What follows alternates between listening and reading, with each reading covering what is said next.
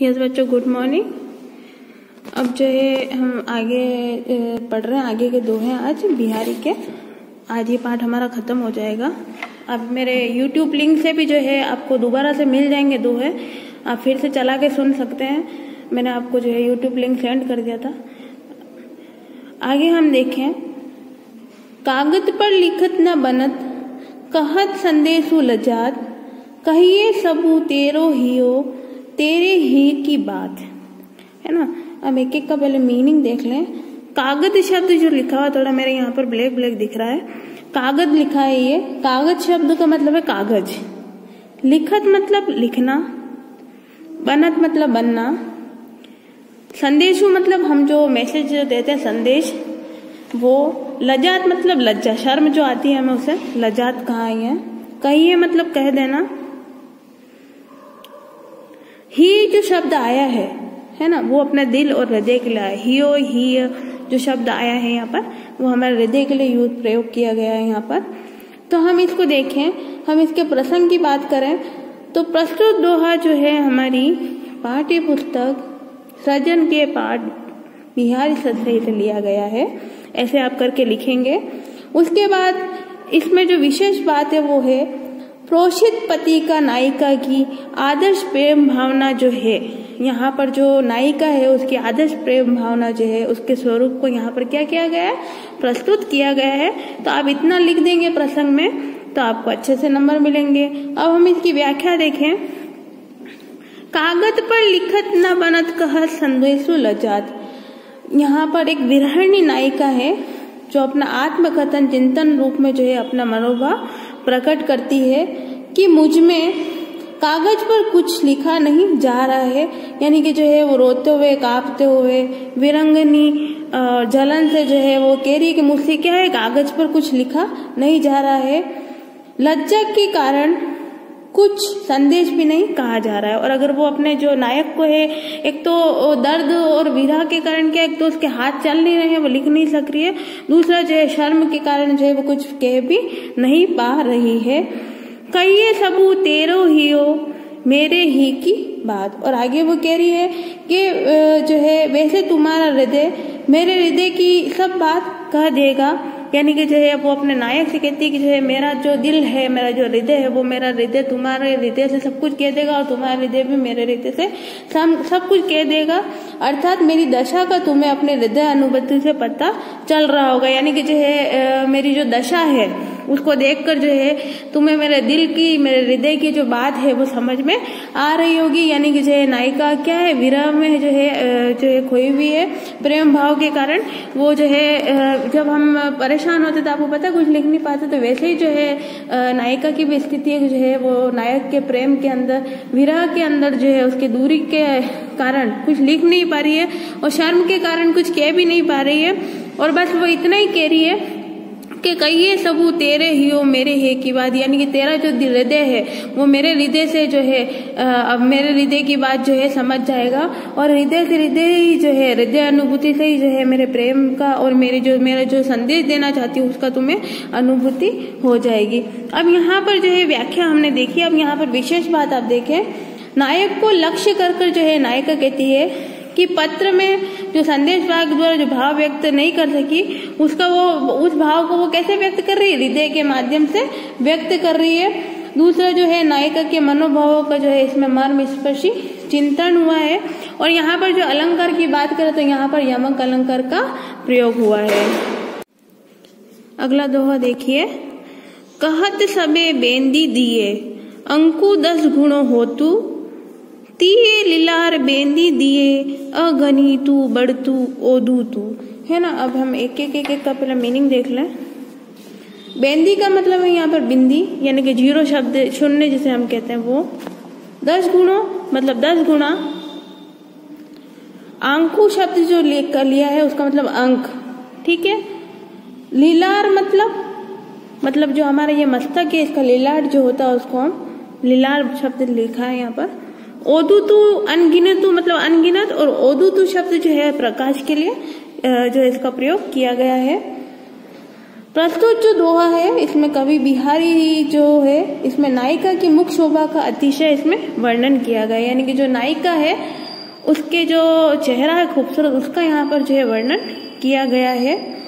व्याख्या हम देखें, कहत सबे बेंदी दिए अंकु 10 गुण हो तू, यानी कि जो है नायिका अपनी जो है सखी या जो उसकी दूती है जो इधर उधर बात कहती है, उसे कहती है कि सब लोग ऐसा कहते हैं कि किसी भी अंक के समान बिंदी यानी कि शून्य रख देने से उसका मन क्या है 10 गुना बढ़ जाता है। यानी कि जो है लोग कहते हैं कि जो है किसी भी चीज के आगे शून्य लगा देने से क्या हो जाता है, किसी भी चीज का मूल्य 10 गुना बढ़ जाता है। जैसे कि 1 के आगे अगर हम 0 लगा देते तो क्या हो जाता है, वो 10 हो जाता है, और 10 के आगे हम 0 और लगा देते वो 100 हो जाता है। तो शून्य जो है किसी भी बिंदी के आगे किसी भी शब्द के आगे शून्य के लगा देने से जो है उसका महत्व क्या हो जाता है, 10 गुना बन जाता है। उसी प्रकार तिये लीलार बेंदी दिए अनगनतु बढ़त ओदुतु, उसी प्रकार क्या है नायिका कहती है कि उस नायिका के ललाट पर बिंदी लग जाने से क्या हो जाता है, अनंत गुना जो है प्रकाश होने लगता है। यानी कि जो है उसका जो खूबसूरत चेहरा है उस पर जब बिंदी लग जाती है तो उसका जो चेहरा है वो कांति में प्रकाश में लगने लगता है, अर्थात उसका सौंदर्य जो है अतिशय क्या हो जाता है, बढ़ जाता है। जैसे कि सौंदर्य वृद्धि में जो है गणित का नियम जो है काम नहीं करता है, जबकि जो है यहाँ पर ये भी कहा गया है कि जो है सौंदर्य में जो है गणित का नियम काम नहीं करता, लेकिन एक शून्य से क्या हो जाता है, जिस प्रकार जो है शून्य के लग जाने से किसी भी जो है शब्द का या फिर किसी भी एक अंक का जो है मूल्य क्या है 10 गुना बढ़ जाता है। उसी प्रकार मस्तक पर जब ललाट पर जब नायिका के बिंदी लग जाती है तो बिंदी लग जाने से क्या उसका मुख सौंदर्य जो है बड़े ही जो है प्रकाश में और खूबसूरत लगने लगता है। यहाँ पर जो है हम विशेष देखें, अंक के आगे जो है बिंदी या शून्य लगाने से क्या उसका मान 10 गुना बढ़ जाता है। ये बात हमने देखी है इसमें। दूसरी बात हम देखेंगे यहाँ पर कि जो है नायिका का जो ललाट है उस पर बिंदी लगाने से क्या है अगणित कांति फैलने लगती है। तीसरी बात हम यहाँ देखें कि यहाँ पर अनुप्रास और यमक अलंकार का प्रयोग हुआ है, तो आपको सीधे सीधे ये सुंदर सा जो दोहा है इसका अर्थ आपको याद रखना है।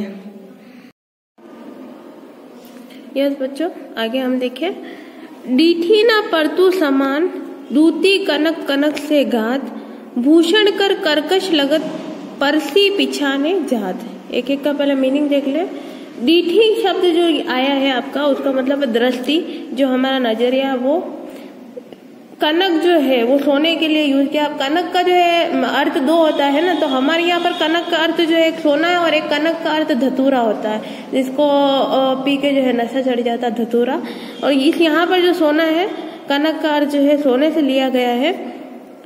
भूषण का मतलब जो हमारे गहने आभूषण होते हैं उसके लिए।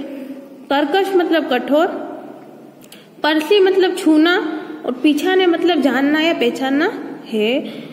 तो अब जो है हम यहाँ पर देखें, इसमें जो है इसका प्रसंग देखें तो जो है इस प्रसंग के अंदर जो है इसमें नायिका के शरीर की सुंदर कांति का वर्णन जो है बिहारी ने चमत्कार पूर्ण ढंग से किया है।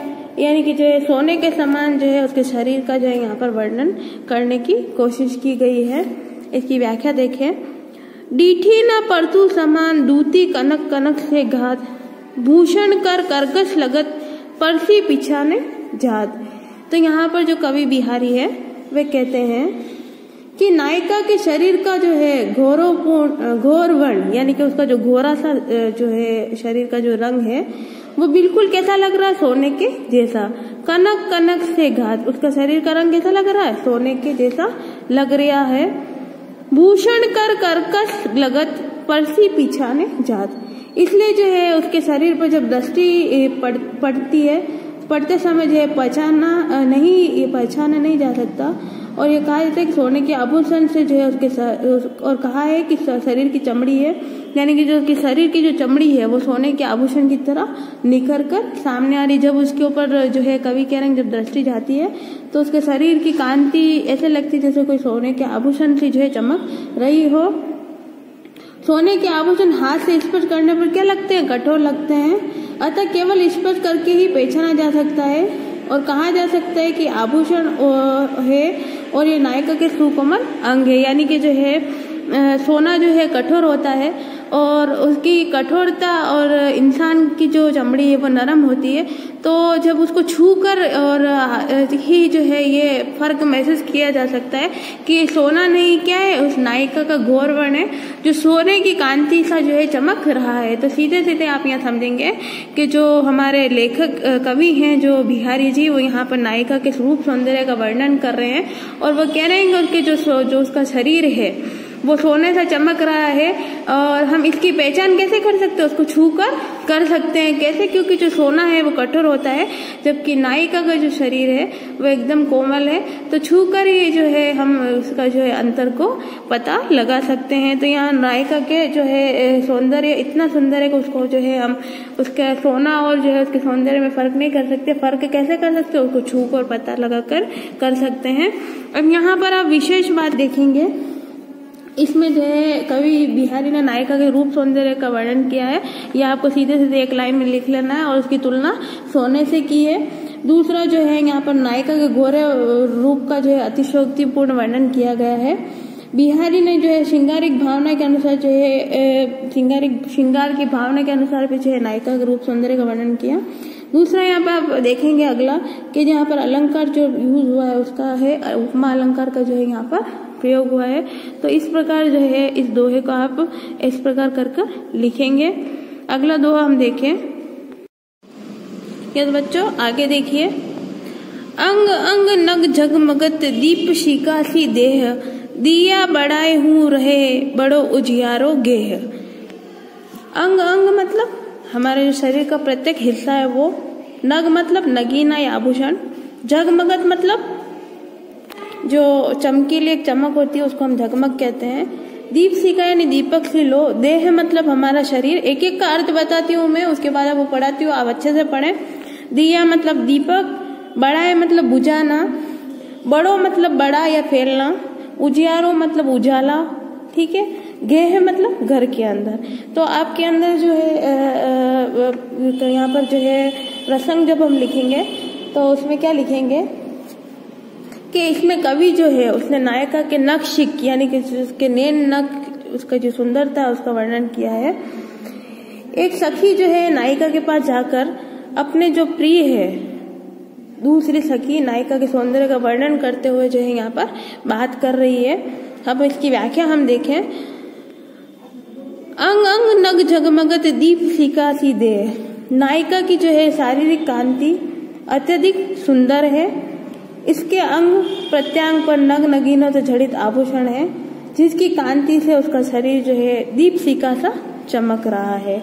तो जो है आप सीधे सीधे क्या समझे हैं कि जो नायिका है उसकी शारीरिक कांति क्या है, अत्यधिक सुंदर है और उसका जो प्रत्येक अंग है वो नग नगीनों से क्या है, जड़ित है, जड़ित आभूषण से जड़ित है और जिसकी कांति से क्या उसका शरीर दीप शिखा से यानी दीपक की लो सा जो है चमक रहा है। दिए बढ़ाए हूँ रहे बड़े उजियारो गए। और आगे वो कह रहे हैं कि इस कारण जो है उनका शरीर घर में दीपक बुझाने पर भी अत्यधिक प्रकाश फैलाता रहा है। यानी कि दीपक सा उसका शरीर चमक रहा है और लो बनकर जो है वो उसके घर को क्या कर रही है, कांतिमान कर रही है। जब दीपक को बुझा दिया जाता है तो उसकी स्थिति में भी क्या है, उसके शरीर की जो कांति है उसके घर को क्या है, उजाला दे रही है। अर्थात यहाँ पर क्या भाव है, यहाँ पर जो ये भाव जो प्रकट किया है कवि ने वो यह है कि नायिका के सुंदर चमचमाते आभूषणों की कांति से क्या है, घर के में जो है प्रकाश फैल रहा है। तो जो है जब दीपक बुझा दिया जाता है तब भी क्या है, उसके आभूषणों से जो है चारों ओर क्या है, प्रकाश फैल रहा है।